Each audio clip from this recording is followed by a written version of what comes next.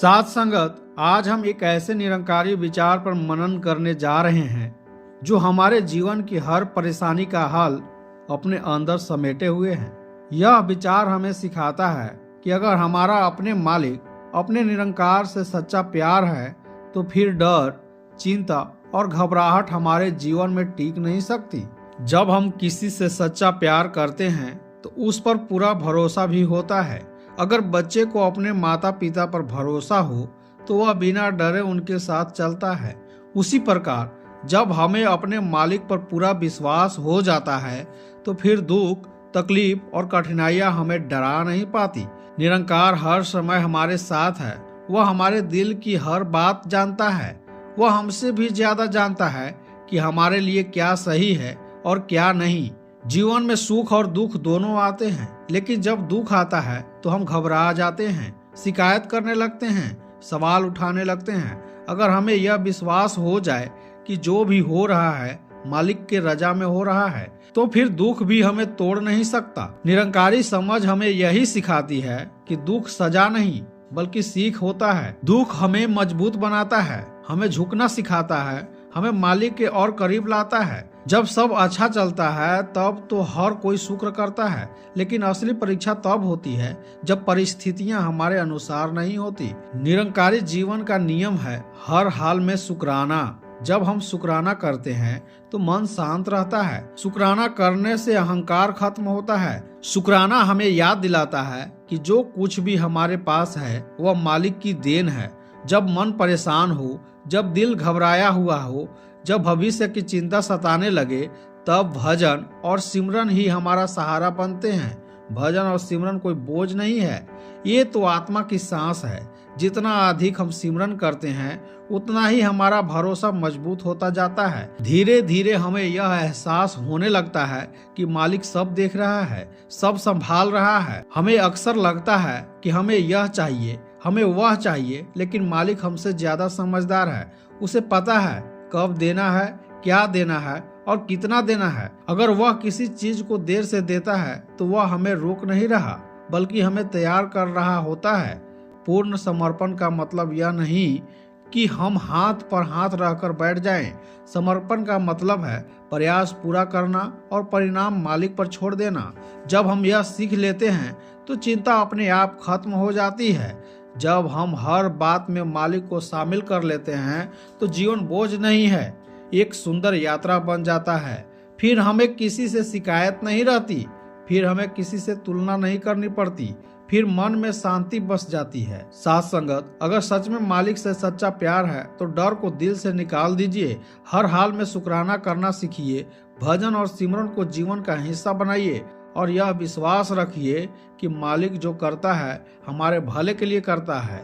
निरंकार हमसे दूर नहीं, वह हमारे हर सांस में बसा हुआ है। बस जरूरत है पूरा भरोसा, सच्चा प्यार और समर्पित भाव की। साथ संगत, हम इस संसार में क्यों आए हैं और यहाँ से जाते समय हम अपने साथ क्या लेकर जाते हैं। जैसे शमशान घाट कोई डरावनी जगह नहीं है, वह तो सबसे बड़ा स्थल है। वहाँ कोई भाषण नहीं होता, वहाँ कोई प्रवचन नहीं होता, लेकिन फिर भी वहाँ जीवन का सबसे बड़ा गहरा सत्य दिखाई देता है। जब हम शमशान घाट के पास से गुजर रहे होते हैं तो एक पल के लिए हमारा मन रुक जाता है। हमें एहसास होता है कि यह शरीर नश्वर है, आज है कल नहीं रहेगा। जब हम किसी मृत देह को देखते हैं तो मन अपने आप झुक जाता है। हम ईश्वर से प्रार्थना करते हैं कि उस आत्मा को शांति मिले, लेकिन निरंकारी समझ हमें यह भी सिखाती है कि आत्मा कभी मरती नहीं। शरीर छूटता है, आत्मा आगे की यात्रा पर निकल जाती है। अक्सर लोग मृत देह को देखकर कहते हैं कितनी शांति से सो रहे हो, लेकिन अगर आत्मा की आवाज सुनने को मिले तो वह यही कहेगी हम सो नहीं रहे, हम तो अपने कर्मों का फल भुगत रहे हैं। साथ संगत, मृत के बाद कोई भी साथ नहीं जाता, न पैसा, न रिश्ते, न नाम, न पद। साथ जाता है तो सिर्फ हमारा कर्म। निरंकारी विचार कहता है कि ईश्वर किसी से बदला नहीं लेता, वह सिर्फ न्याय करता है। जो जैसा करता है उसे वैसा ही फल मिलता है। यह नियम कभी नहीं बदला। इसलिए आत्मा कहती है हम तो अपने कर्म की सजा भुगत रहे हैं। साथ संगत, अगर जीवन में नाम सिमरन नहीं है तो मृत्यु के बाद कोई सहारा नहीं होता। नाम सिमरन कोई रटने की प्रक्रिया नहीं है, यह तो मन को मालिक से जोड़ने का माध्यम है। जब हम नाम से जुड़े रहते हैं तो हमारे कर्म सुधरने लगते हैं, हम झूठ से दूर जाते हैं, अहंकार से बचते हैं और सेवा की भावना अपनाते हैं। यह आत्मा हमें यह भी समझाती है कि अगर जागना है तो जीते जी जागो। मरने के बाद कुछ भी बदलना हमारे हाथ में नहीं रहता। आज का समय ही सबसे कीमती समय है। आज जो कर सकते हो अभी कर लो। साथ संगत, जब आत्मा कहती है जप ले हरि का नाम वही आएगा काम, तो यह कोई डराने वाली बात नहीं है। यह तो प्रेम से दी गई सबसे सच्ची सलाह है। नाम हमें डर से नहीं भटकाव से बचाता है। निरंकारी जीवन का सार यही है कि शरीर को साधन बनाओ, लक्ष्य मत बनाओ। संसार में रहते हुए मालिक से जुड़े रहो, कर्म करो लेकिन अहंकार मत पालो। साथ संगत, मृत्यु से डरने की आवश्यकता नहीं है। डर तो गलत जीवन से लगता है। अगर जीवन में नाम, सेवा और सुमिरन है, तो मृत्यु भी डरावनी नहीं लगती। साथ संगत, मन अपने आप में न अच्छा है न बुरा। मन तो सिर्फ एक सेवक है, लेकिन सवाल यह है कि मन किसका सेवक बना हुआ है। अगर मन मालिक का आज्ञाकारी है तो वही मन हमें भजन सिमरन की ओर ले जाता है, और अगर मन मालिक से दूर हो जाए तो वही मन हमें संसार से उलझा देता है। मन का स्वभाव है हमें संत मत से दूर रहना। मन चाहता है सेवा के लिए समय न निकाले और हमेशा बाहरी बातों में उलझे रहे।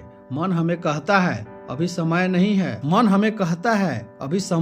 है, कल कर लेंगे, पहले यह काम पूरा हो जाए। लेकिन साथ संगत, यह कल कभी आता नहीं। साथ संगत, निरंकारी विचार कहती है मन हमेशा अपने मालिक का आज्ञाकारी होता है। अगर मालिक अहंकार है तो मन अहंकार की सेवा करेगा। अगर मालिक संसार है तो मन संसार की दौड़ में लगा रहेगा। लेकिन जब हम सतगुरु को अपना मालिक मान लेते हैं तो मन धीरे धीरे सतगुरु की आज्ञाकारी सेवक बन जाता है। साथ संगत, सतगुरु का आज्ञाकारी शिष्य बनने का अर्थ यह नहीं कि हम मन से संघर्ष करें। अर्थ यह है कि हम मन को समझा दे कि अब मालिक बदल गया है। अब मन को भजन सिमरन में बैठना है, सेवा में लगना है और मर्यादा में चलना है।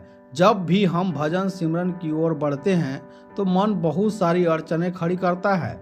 कभी नींद आने लगती है, कभी ध्यान भटकता है, कभी मन उब जाता है। लेकिन निरंकारी दृष्टि कहती है यही समय परीक्षा का होता है। अगर उस समय हम सतगुरु की आज्ञा में टिके रहें तो मन धीरे धीरे शांत होने लगता है। साथ संगत, भजन सिमरन अधूरा नहीं होना चाहिए। जैसे हम दुनियावी काम पूरे मन से करते हैं, वैसे ही भजन सिमरन को पूरा समय देना चाहिए। थोड़ा सा समय निकालकर मन लगाकर बैठना यही सच्चा प्रयास है। मन बहुत चालाक है, वह हमें ऐसा महसूस कराता है कि हम बहुत समझदार हो गए हैं, लेकिन असल में वह हमें मालिक से दूर ले जा रहा होता है। इसलिए निरंकारी विचार जीवन में सबसे जरूरी है मन की चाल को पहचानना।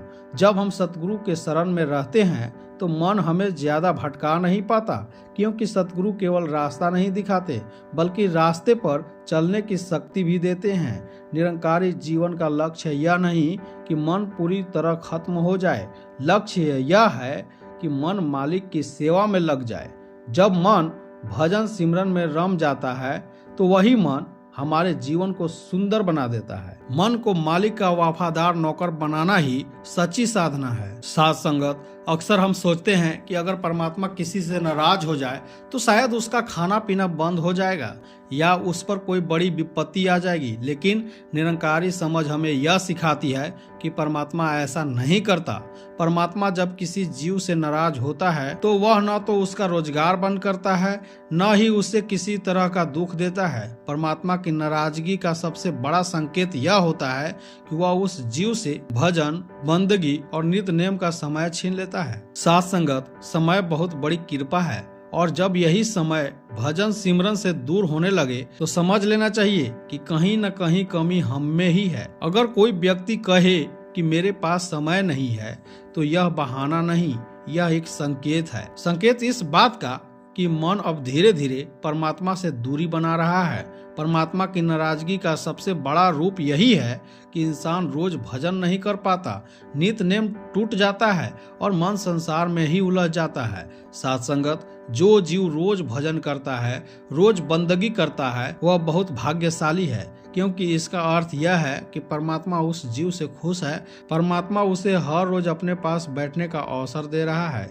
यह कोई छोटी बात नहीं। कई बार मन कहता है, आज मत बैठो, आज थकान है, आज मन नहीं है, लेकिन निरंकारी सोच कहती है कि भजन कोई बोझ नहीं, यह तो परमात्मा की सबसे बड़ी कृपा है। जिस दिन भजन छूट गया, उसी दिन से गिरावट शुरू हो जाती है। साथ संगत, परमात्मा ने हमें हर दिन 24 घंटे दिए हैं। अगर इनमें से थोड़ा सा समय उसकी याद में नहीं निकाल पा रहे, तो गलती समय की नहीं, हमारी प्राथमिकताओं की है। जब परमात्मा नाराज होता है तो वही समय छीन जाता है जिस समय में हम उसका स्मरण कर सकते थे। साथ संगत, जब परमात्मा नाराज होता है तो वही समय छीन जाता है जिस समय में हम उसका स्मरण कर सकते थे। साथ संगत, जीव रोज भजन करता है, उसे हर पल परमात्मा का शुक्रिया अदा करना चाहिए, क्योंकि यह समझ आ जाना चाहिए कि यह भी परमात्मा की दया से ही संभव है। हम अपनी ताकत से नहीं, उसकी कृपा से ही भजन कर पा रहे हैं। कभी कभार बैठ जाना भजन नहीं, नियमित बैठना ही भक्ति है। परमात्मा को दिखावा नहीं चाहिए, उसे सच्चा प्रयास चाहिए। अगर मन नहीं भी लग रहा, तब भी बैठना यही सच्ची बंदगी है। आइए साथ संगत, आज हम खुद से यह प्रश्न पूछे, क्या हमारा भजन रोज है? क्या हम नित नेम को प्राथमिकता देते हैं, या फिर हम भी समय का बहाना बनाकर परमात्मा से दूर होते जा रहे हैं? आज हम यह संकल्प लें कि हम रोज भजन करेंगे, चाहे मन करे या ना करे, क्योंकि भजन मन के लिए नहीं, आत्मा के लिए होता है। परमात्मा की सबसे बड़ी नाराजगी दुख देना नहीं है, बल्कि हमें अपनी याद से दूर कर देना है। और सबसे बड़ी कृपा यह है कि वह हमें हर दिन भजन का अवसर दे रहा है। इसी भाव के साथ दास अपने वाणी को विराम देता है। साथ संगत, प्रेम से कहना, धन निरंकार जी।